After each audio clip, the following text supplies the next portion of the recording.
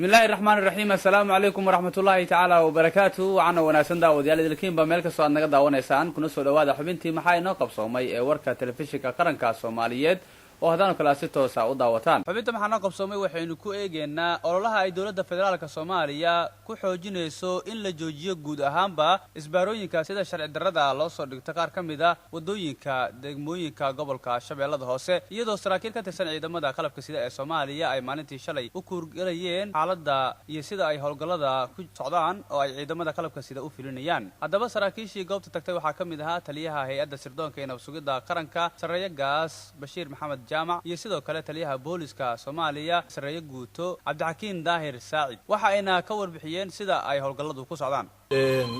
madaxweynaha iyo mas'uuliyiintu inta waxay intaas nafarayeen tilmaamayeen waxa ugu horeeya inay tahay arrinta amniga in taliyaasha ciidamadu ay amniga qayb weyn ka qaataan sugaan dadka nafsadooda maalkooda sharaftooda iyo cirdigooda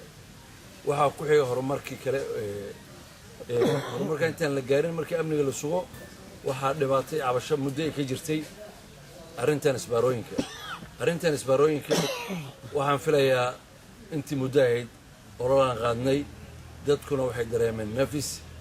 waxayna ahayd ololii ugu horreeyey oo muddadan indhawaalaba la qaado dareenkeedii ummadda wayna soo gaarsiiyeen wuxuu cudurku hadduu kuu dhaco hal mar lagama biskoodo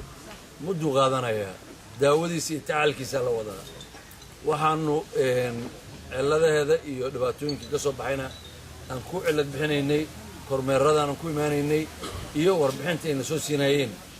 maamulka gobolka iyo degmada iyo saraakiisha amniga ee howlgalkan ku mashquulsanayd waxaan runtii aad iyo aad ugu faraxsanahay dhibaatada ugu badnayd oo ugu weyn oo amni darrada ka sukow jirtay waxay ahayd isbaarooyinka awaamir cadcad ayaa laga bixiyey waanaad arki doontaan insha allah haddana waa yaraadeen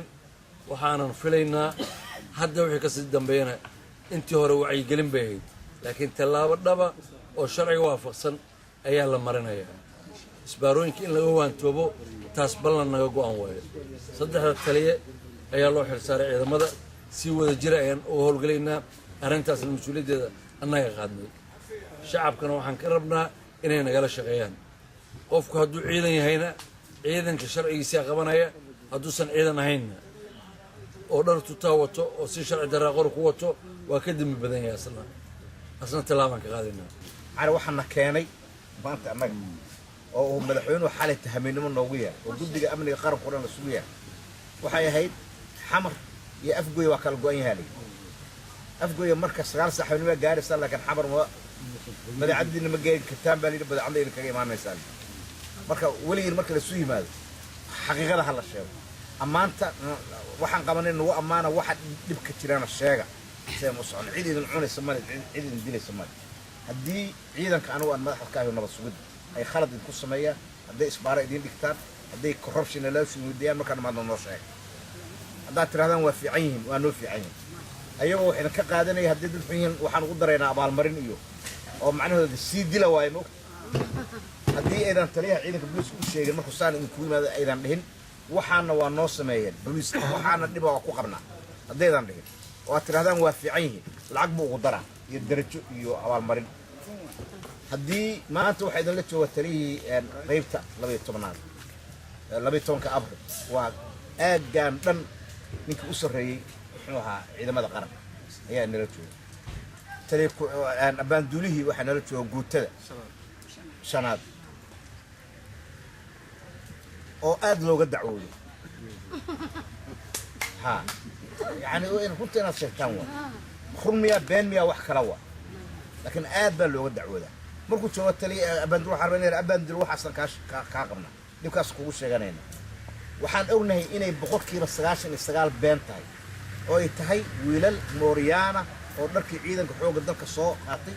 أو دور وتيدله وحيوش شغينا شباب وحيوش شغينا يعني لفهودا وحيوش يعني عيدا من نقول كران نك انت دروا القبطة جيت كان محوها علي قرب انت صوق قصة لدعي ولينيا sababtoo ah wuxuu la tagay inuu waa la dilaa haddii ay tahay in premier la siiyana premier la siiyana aan aragnaba laamigan soo istaago waxaan u sheegaynaa darajo kasta ha yeesho hadduuba ciidan yahay yuusan magacayaga iyo karaamadayada iyo sharaftayada iyo wiilashaas hameen kasta dhaawacmaya hameen kasta dhimanaya magacooda iyo sharaftooda ka aqsan mayno afar tuug oo wasakh ah oo muxuu ahaa calaqa iyo balaayo inta soo caba muxuu ahaa dariiqaas soo istaaga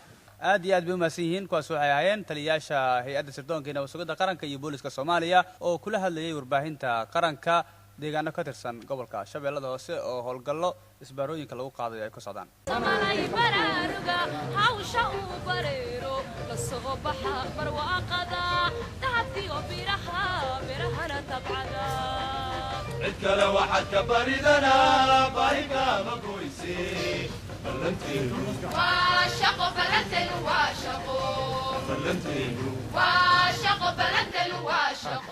intaa xubinteeda waxay kadib uu kulmi doono waa maxamed cabdulqaadir oo ku dhaafaya sidaas iyo nabadgelyo wasalaamu calaykum waraxmatullaahi tacaala wabarakaatu